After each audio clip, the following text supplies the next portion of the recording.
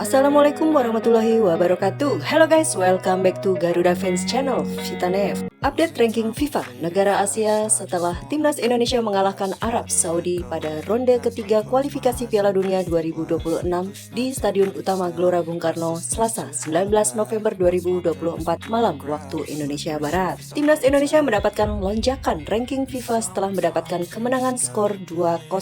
Adapun gol skuad Garuda diciptakan oleh Marcelino Ferdinand pada menit ke-32 dan 57. What you need. We're broken, it's tragic. We're not all elastic, but maybe there's magic. Believe you could have it. And I know of sadness, the anxious and panic, the infinite vastness of all that is blackness.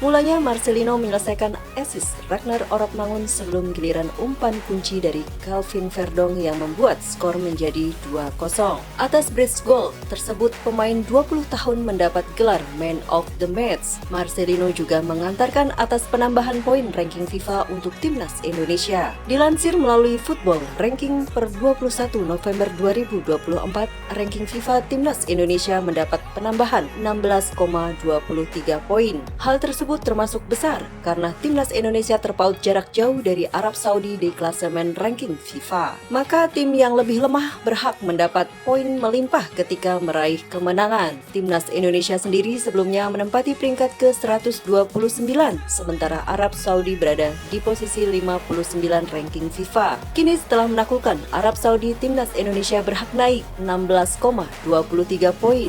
Skuad Garuda berada di ranking FIFA 125 dengan koleksi 1135,1 poin. Peringkat yang dicapai oleh Timnas Indonesia merupakan perolehan tertinggi Timnas Indonesia sejak era pelatih Sintayong sejak 2020. Selain itu, peringkat Timnas Indonesia saat ini juga makin menjajarkan dengan negara-negara kuat benua Asia. Agenda Timnas Indonesia akan dilanjutkan pada tahun 2025.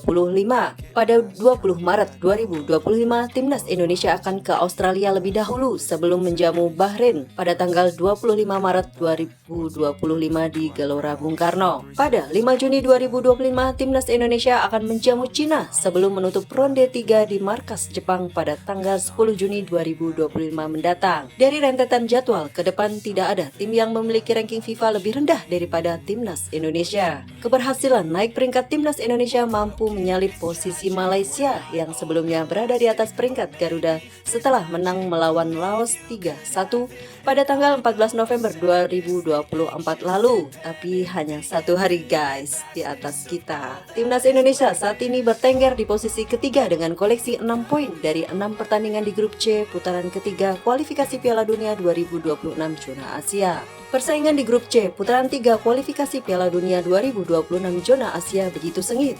Praktis cuma Jepang yang melaju sendirian dengan 16 angka. Jepang belum tersentuh kekalahan. Samurai Biru cuma sekali gagal menang saat ditahan imbang 1-1 ketika dijamu Australia. Tim-tim lain poinnya sangat mepet. Arab Saudi, Bahrain, dan Cina juga sama-sama mengoleksi 6 poin, sama seperti raihan Indonesia. Peluang Indonesia untuk mendampingi Jepang lolos langsung ke putaran final Piala Dunia 2026 cukup terbuka.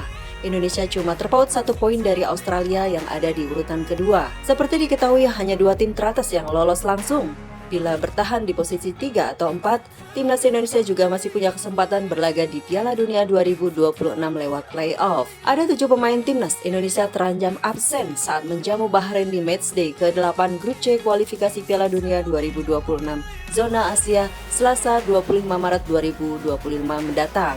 Mereka adalah Martin Paes, Jay Ijes, Muhammad Ferrari, Calvin Verdong, Ivar Jenner, Nathan Chuaon, dan Marcelino Ferdinand. Nama-nama di atas otomatis absen melawan Bahrain jika terkena kartu saat timnas Indonesia tandang ke markas Australia di matchday ke-7 Grup C kualifikasi Piala Dunia 2026 zona Asia, Kamis 20 Maret 2025 mendatang. Sesuai regulasi yang dikeluarkan FIFA dan AFC, pemain yang mengantongi 2 kartu kuning harus menjalani sanksi 1 pertandingan. Hukuman itu juga yang dialami penyerang timnas Indonesia Ragnar Oratmangun. Efek 2 kartu kuning yang telah dikantongi pemain FCV Dender itu absen saat timnas Indonesia tandang ke markas Australia. Karena itu, Calvin Verdong dan kawan-kawan harus fokus dan waspada saat melawan Australia agar tenaga mereka dapat diandalkan saat menjamu Bahrain. Apalagi, timnas Indonesia diperkuat oleh Missy Legers dan Kevin Dick. Belum lagi kehadiran Ole Romeni dan sejumlah pemain keturunan tambahan membuat skuad Garuda bisa mengancam skuad Socceroos. Sekedar penambahan wawasan Anda untuk para FOMO yang terkadang sok tahu dalam berpendapat nih. Biar nambah pinter, di mana saya sedikit mengulas tentang istilah timnas Indonesia mengenai keturunan langsung, naturalisasi, diaspora, blasteran WNI, dan keturunan Blaisberg.